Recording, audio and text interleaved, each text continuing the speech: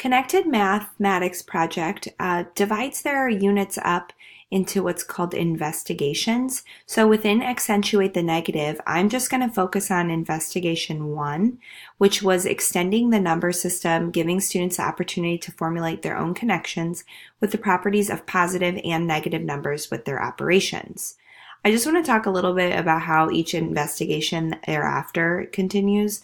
So with investigation 2, it then is building off of investigation 1, where the students then formulate the algorithms. So one important thing I want to talk about here is that they're not taught the algorithms to begin with.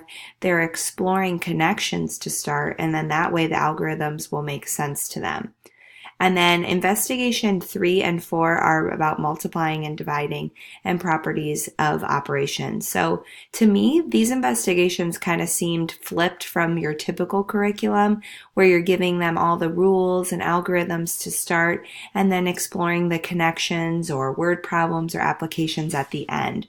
So I did like how this was laid out for this curriculum.